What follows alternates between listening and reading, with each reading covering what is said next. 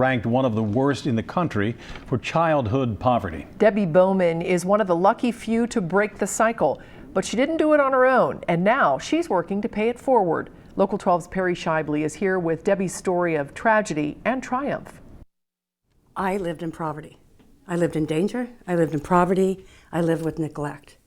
And it all started because I was born to a mother who was diagnosed with paranoid schizophrenia. In 1965, 12 days before Debbie's 4th birthday, her mother killed Debbie's 7-year-old brother, Kelly. Shirley Pate was charged with manslaughter and later sent to a psychiatric hospital. She spent years in and out of treatment. Our water would get turned off eventually, and our gas and electric. In spite of that, Debbie wasn't going down without a fight. She found solitude in school. It looks really small to me now.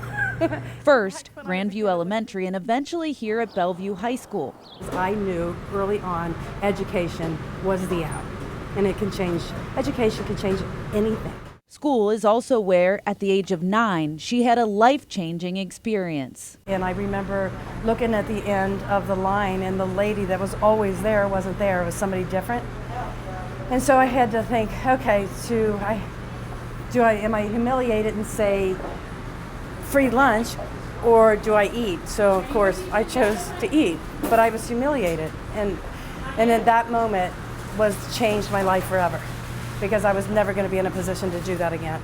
Debbie got a paper route to have money. By 7th grade, she was class president. But at 12, scared of her mother's outburst, Debbie left home and lived in a neighbor's garage. She eventually went back home, but it didn't hold her back. High school sports kept her out of trouble. If I was not in this gym and did not have the people I was surrounded with, I would either be on drugs, I would be in jail, or I'd be dead. It was also something else, too. Someone who cared. Her coach, Sally Ming. She would literally go to court for me and say, if you keep her in Youth Haven rather than send her someplace else, I will pay for her cab back and forth to school. There were other people, too, like therapist Jack Niehaus. He was the mental health director at the Comprehensive Care Center in northern Kentucky, where Debbie was getting counseling.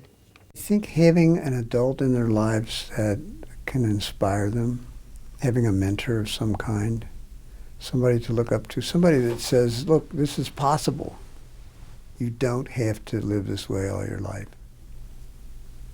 There's a ladder out of here. Debbie eventually found her way out here at the Cincinnati Art Museum. At 17, she joined the maintenance department, taking college classes at night. At 33, she became the museum's youngest CFO, COO. She always remembered her past, though, and wanted to give back. Today, Debbie's the president of Boys Hope, Girls Hope Cincinnati, an organization that helps change the lives of at-risk kids. I was prepared to take on this position my entire life. Was there a better path for me to get here? Ooh, I sure wish there was, but I may not have been as passionate and as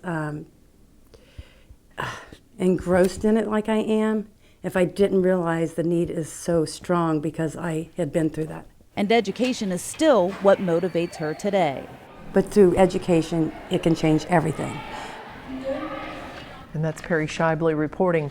In part 2 of Debbie's story tonight at 11 o'clock, we'll tell you more about Boys Hope, Girls Hope Cincinnati. The program gives at-risk kids a way out of poverty through education. And there have been some very successful graduates. Local